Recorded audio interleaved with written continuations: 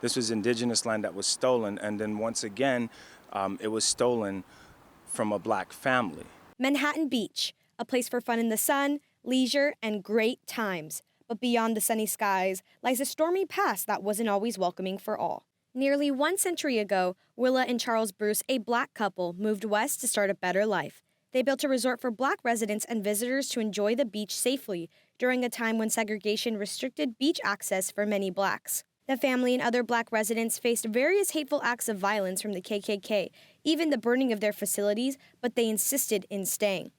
In 1924, the city of Manhattan Beach took the land from the Bruces on the basis of eminent domain for the, quote, urgent need to build a park for the greater good of the community. It was taken from them through some racist crimes, abuse of public power in terms of the eminent domain proceedings, because they didn't need to take that land for a park. There was other land that they could have used for a park. So they did it because of anti-black bias.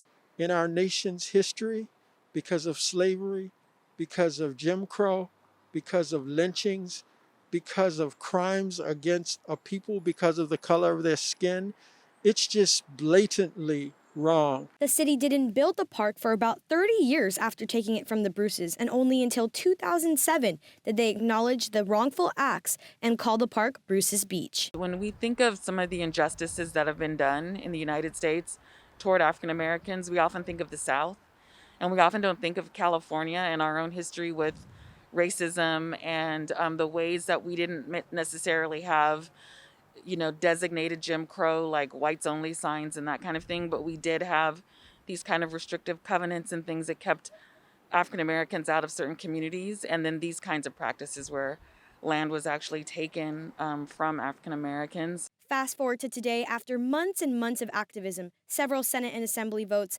Governor Gavin Newsom signed Bill SB 796 to give the land back to the Bruce family. I'm mindful that people came from all around the world for riches and new beginnings, so many from the South, to come here only to discover, as was noted, that those same laws of oppression, bigotry, the hatred, the rank racism was thriving, not just surviving here on the West Coast. Senator Stephen Bradford is the author of the bill. An historic day, a day of redemption, a day of atonement, a day of recognizing the wrongs that happened to the Bruce family over 100 years ago. Kayvon Ward is one of the leaders of the original Bruce's Beach movement. Justice for Bruce's Beach!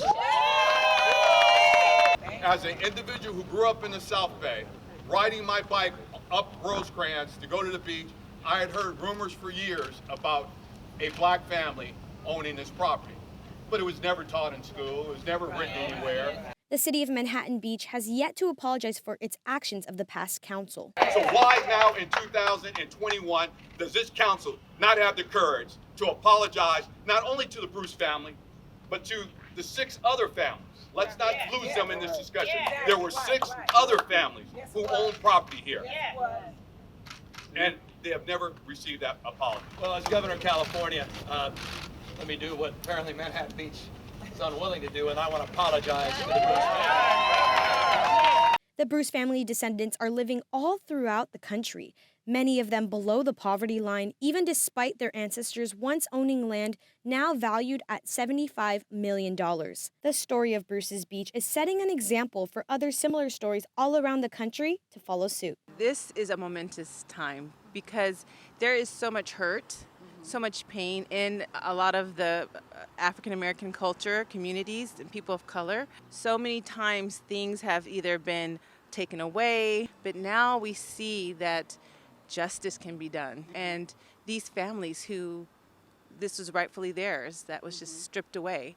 But what a momentous time to see that their families get to really see such a time as this. So this is powerful.